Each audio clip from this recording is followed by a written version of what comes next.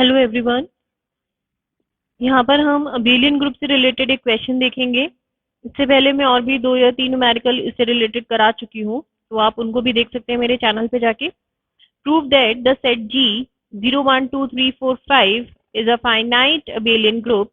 सबसे पहले ध्यान दीजिए कि एक ऐसा ग्रुप है, फाइनाइट सेट हमको यहाँ पर दिया हुआ है और हमें प्रूव क्या करना है कि ये एक अबेलियन ग्रुप है। And operation is under addition modulo 6। Operation क्या दिया हुआ है? Addition modulo 6। फाइनाइट सेट दिया हुआ है और अबेलियन ग्रुप हमें इसको प्रूव करना है।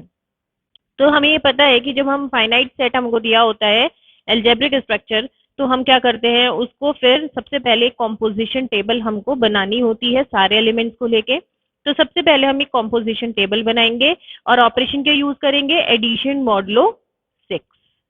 तो एक कॉम्पोजिशन टेबल बनाते हैं। तो इस तरीके से हमने एक ये मैट्रिक्स बनाया और जितने भी एलिमेंट्स हैं हम उनको यहाँ पर इस तरीके से लिख देंगे।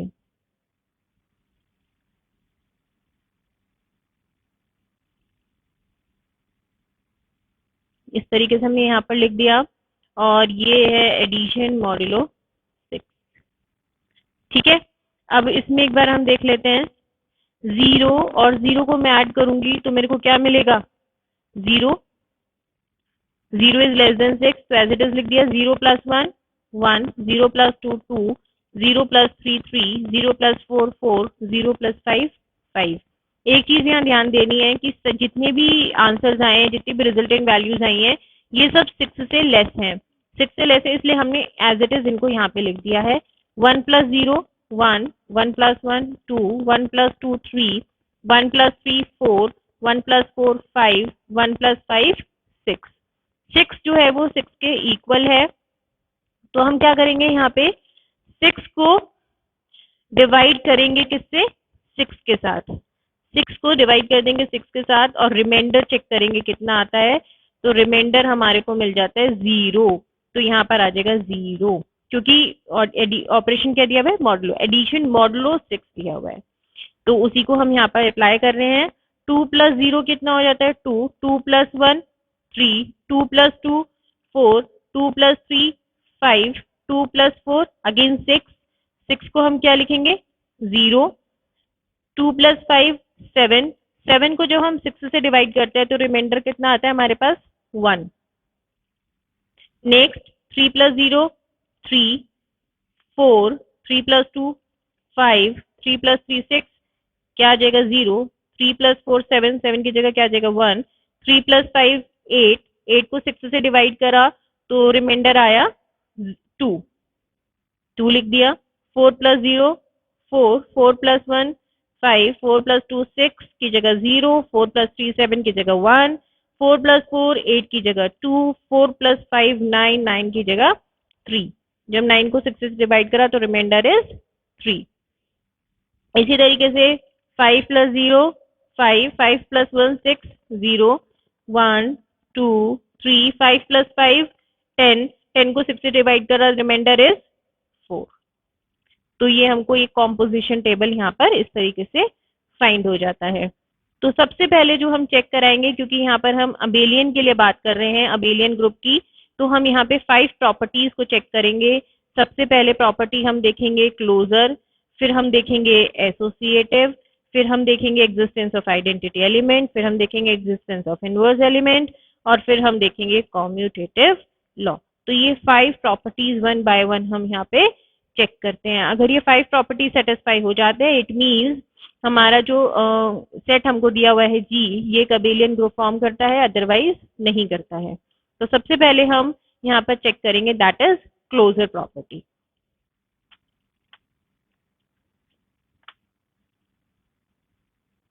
तो सबसे पहले हम यहाँ पर ले रहे हैं क्लोजर प्रॉपर्टी।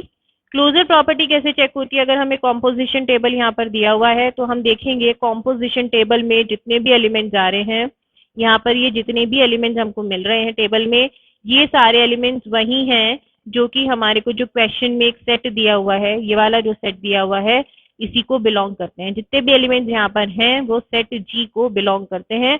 कोई भी एलिमेंट कॉम्पोजिशन टेबल में ऐसा नहीं है जो कि सेट जी को बिलोंग नहीं करता है।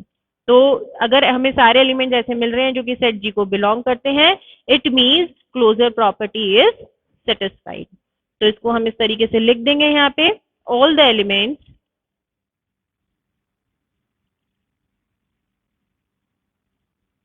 in composition table exist also belongs to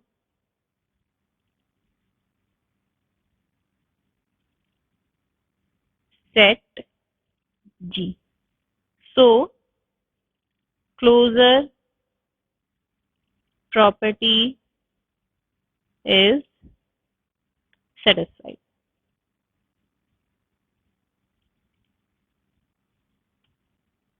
तो क्लोजर प्रॉपर्टी सेटिस्फाई हो गई है यहाँ पर। अब हम सेकंड देखेंगे, that is associative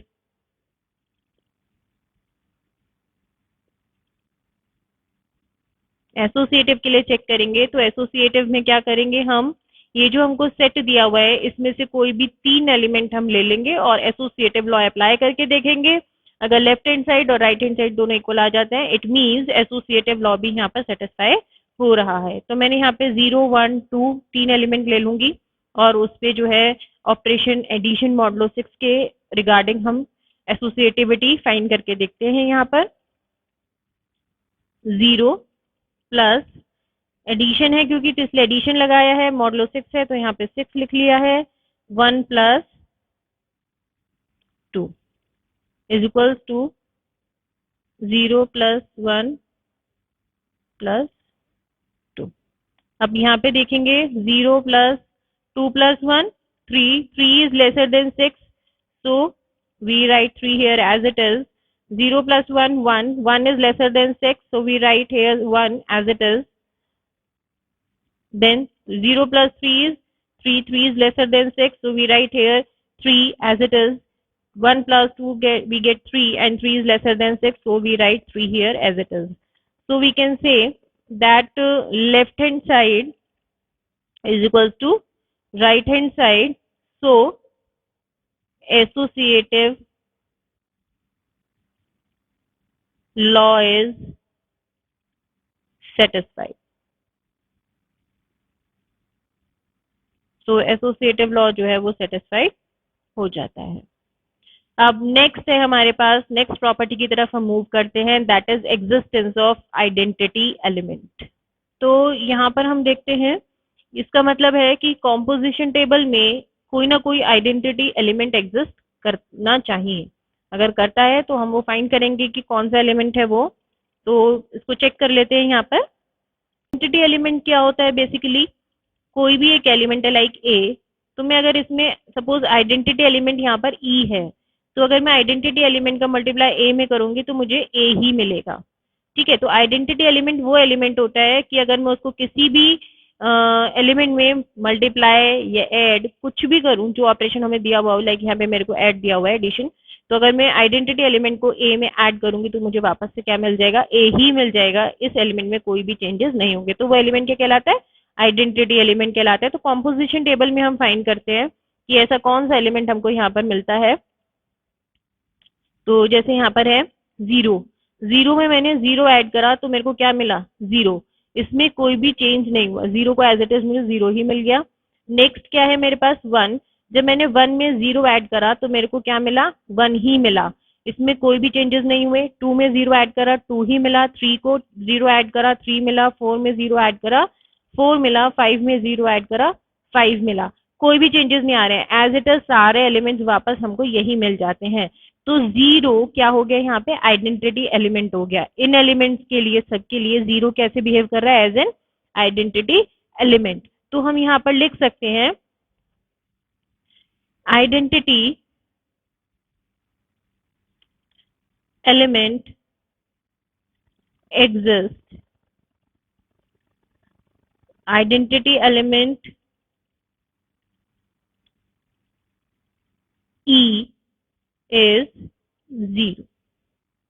so exist भी, यहाँ पे आइडेंटिटी एलिमेंट भी एग्जिस्ट कर रहा है, तो हमारा जो थर्ड प्रॉपर्टी है वो भी फुलफिल हो जाता है। और नेक्स्ट की तरफ मूव करते हैं, that is existence of inverse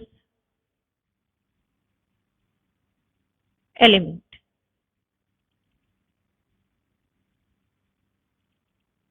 अब इनवर्स एलिमेंट क्या है हमारे पास?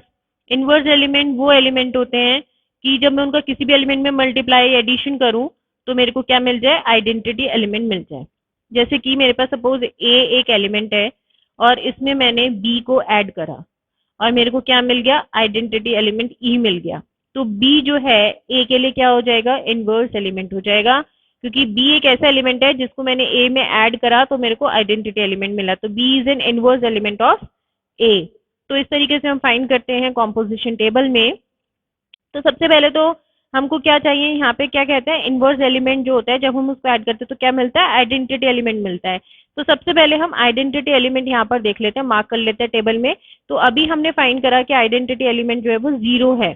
तो जीरो जहां भी आ रहा है हमने उसको मार्क कर लिया सब जगह इस तरीके से।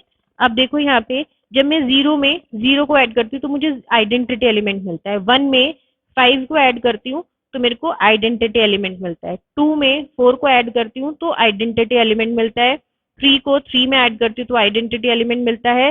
फोर में टू को ऐड करती हूँ तो आइडेंटिटी एलिमेंट मिलता है। फाइव में वन को ऐड करती हूँ तो आइडेंटिटी एलिमेंट मिल जाता है। इट मीन्स यहाँ पे वन के लिए फाइव किस तरीके का एलिमेंट हो गया? इनवर्स एलिमेंट हो गया, क्योंकि जब मैं वन में फाइव को ऐड करती हूँ तो मुझे आइडेंटिटी एलिमेंट मिलता है। It means five is a inverse element of one. इसी तरीके से टू के लिए फोर क्या हो गया? इनवर्स एलिमेंट हो गया, because when we add four in two then we get the identity element. So we can say that four is an inverse element of two. In same way, 3 is an identity element of 3, and for 4, 2 is an identity element of 4, because when we add 2 in 4 then we get identity element. तो हम इसको यहाँ पर इस तरीके से लिखेंगे,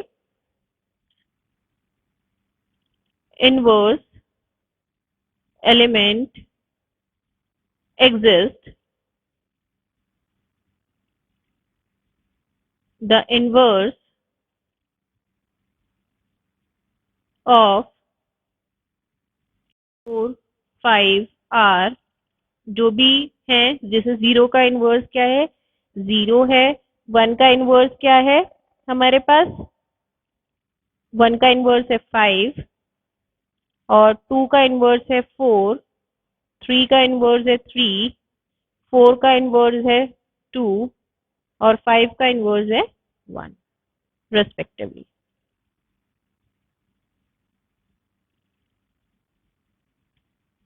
तो इस तरीके से ये हमारा फोर्थ वाला प्रॉपर्टी भी फुलफिल हो जाता है। अब क्योंकि हम यहाँ अबेलियन ग्रुप की बात कर रहे हैं इसलिए हमें फिफ्थ प्रॉपर्टी भी यहाँ पे चेक करनी पड़ेगी। अगर यहाँ पे क्वेश्चन में हमें सिर्फ ग्रुप के लिए बोला होता तो हम यहीं तक फोर प्रॉपर्टीज इसकी चेक करते और हम लिख देते yes it forms a group. But we are talking here about abelian group, so we have to check fifth property also, that is commutative law.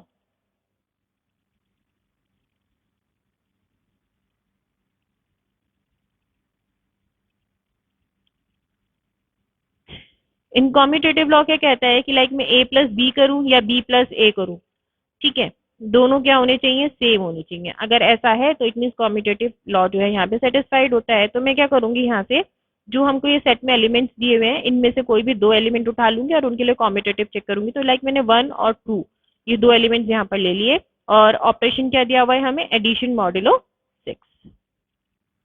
तो one plus addition modulo six लगाया मैंने और यहाँ पे two plus addition modulo six लगाया। तो one plus two is three, but three is lesser than six, so we write 3 here as it is, and 2 plus 1 3, 3 is lesser than 6, so we write here 3 as it is, and we can see that 3 is equals to 3, so we can say that left hand side is equals to right hand side. Okay, अब हमारे यहाँ पर हमने देखा कि जो 5 के 5 properties हैं वो फुलफिल हो रहे हैं। तो यहाँ पर हम लिख सकते हैं